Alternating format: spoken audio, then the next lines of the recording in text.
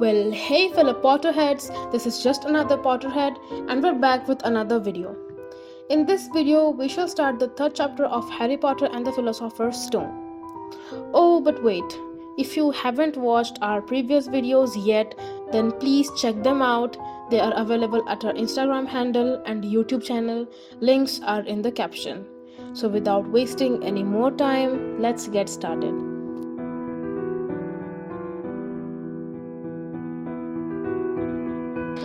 The escape of the Brazilian boa constrictor earned Harry his longest ever punishment.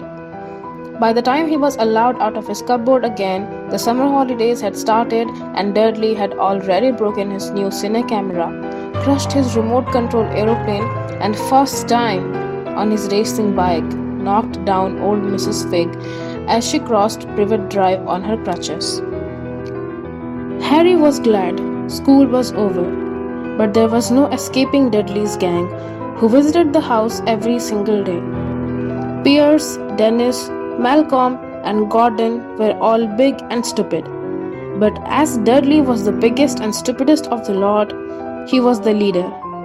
The rest of them were all quite happy to join in Dudley's favorite sport, that is, Harry hunting.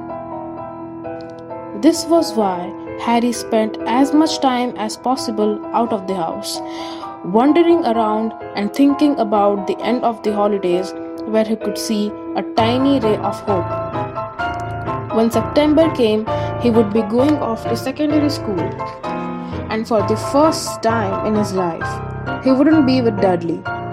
Dudley had a place at Uncle Vernon's old school, that is Smeltings. Pierce Polkis was going there too. Harry, on the other hand, was going to Stonewall High, the local comprehensive. Dudley thought this was very funny. They stuffed people's heads down the toilet first day at Stonewall, he told Harry. Want to come upstairs and practice? No thanks, said Harry. The poor toilets never had anything as horrible as your head down it. It might be sick. Then he ran before Dudley could work out what he had said.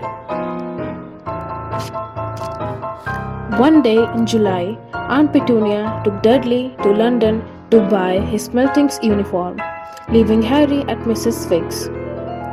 Mrs. Fig wasn't as bad as usual. It turned out she had broken her leg tripping over one of her cats, and she didn't seem quite as fond of them as before. She let Harry watch television and gave him a bit of chocolate cake that tasted as though she had had it for several years. That evening, Dudley paraded around the living room for the family in his brand new uniform. Smeltings boys wore maroon tailcoats, orange knickerbockers, and flat straw hats called boaters. They also carried knobbly sticks used for hitting each other while the teachers weren't looking. This was supposed to be good training for later life. As he looked at Dudley in his new knickerbockers, Uncle Vernon said gruffly that it was the proudest moment of his life. Aunt Petunia burst into tears and said she couldn't believe it was her Ickle Dudleykins. He looked so handsome and grown up. Harry didn't trust himself to speak. He thought two of his ribs might already have cracked from trying not to laugh. There was a horrible smell in the kitchen next morning when Harry went in for breakfast. It seemed to be coming from a large metal tub in the sink. He went to have a look. The tub was full of what looked like dirty rags swimming in grey water. "What's this?" he asked Aunt Petunia. Her lips tightened as they always did if you dared to ask a question. "Your new school uniform," she said. Harry looked in the bowl again.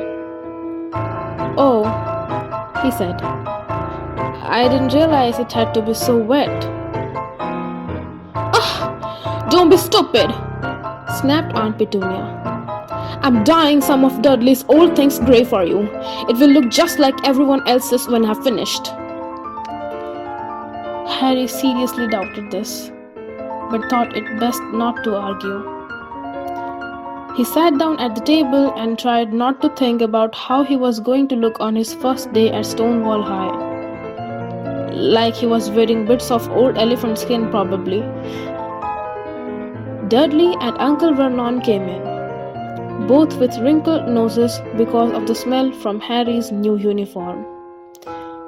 Uncle Vernon opened his newspaper as usual, and Dudley banged his smelting stick, which he carried everywhere on the table. They heard the click of the letterbox and flop of letters on the doormat. "Get the post, Dudley," said Uncle Vernon from behind his paper. "Make Harry get it." "Get the post, Harry." "Make Dudley get it." "Poke him with your smelting stick, Dudley." Harry dodged the smelting stick and went to get the post. 3 things lay on the doormat. A postcard from Uncle Vernon's sister Marge, who was holidaying on the Isle of Wight, a brown envelope that looked like a bill, and a letter for Harry. Harry picked it up and stared at it, his heart twanging like a giant elastic band. No one ever in his whole life had written to him. Who would? He had no friends, no other relatives. He didn't belong to the library, so he had never even got rude notes asking for books back.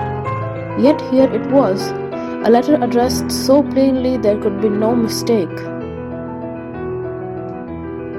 Mr. H. Potter, The Cupboard Under the Stairs, 4 Privet Drive, Little Winging, Surrey. The envelope was thick and heavy, made up of yellowish parchment, and the address was written in emerald green ink. There was no stamp. Turning the envelope over, his hand trembling, Harry saw a purple wax seal bearing a coat of arms, a lion, an eagle, a badger, and a snake surrounding a large letter H. "Hurry up, boy!" shouted Uncle Vernon from the kitchen. "What are you doing? Checking for letter bombs?" He chuckled at his own joke. Harry went back to the kitchen, still staring at his letter. He handed Uncle Vernon the bill and the postcard, sat down and slowly began to open the yellow envelope. Uncle Vernon ripped open the bill, snorted in disgust, and flipped over the postcard.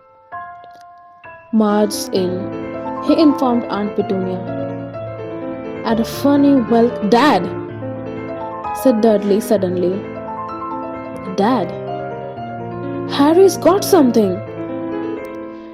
Harry was on the point of unfolding his letter, which was written on the same heavy parchment as the envelope, when it was jerked sharply out of his hand by Uncle Vernon. "That's mine!" said Harry, trying to snatch it back. "Who would be writing to you?" sneered Uncle Vernon, shaking the letter open with one hand and glancing at it. His face went from red to green faster than a set of traffic lights. And it didn't stop there. Within seconds, it was the greyish white of old porridge. "Petunia!" he gasped. Dudley tried to grab the letter to read it, but Uncle Vernon held it high out of his reach. Aunt Petunia took it curiously and read the first line. For a moment, it looked as though she might faint. She clutched her throat and made a choking noise. "Vernon! Oh my goodness! Vernon!" They stared at each other, seeming to have forgotten that Harry and Dudley were still in the room. Dudley wasn't used to being ignored. He gave his father a sharp tap on the head with his smelting stick. "I want to read that letter," he said loudly. "I want to read it," said Harry furiously, "as it's mine." "Get out, both of you," croaked Uncle Vernon, stuffing the letter back inside its envelope. Harry didn't move.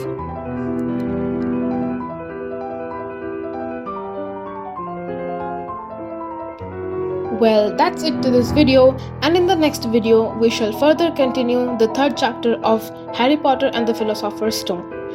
Please like and share our video and also subscribe to our YouTube channel. Links are in the caption.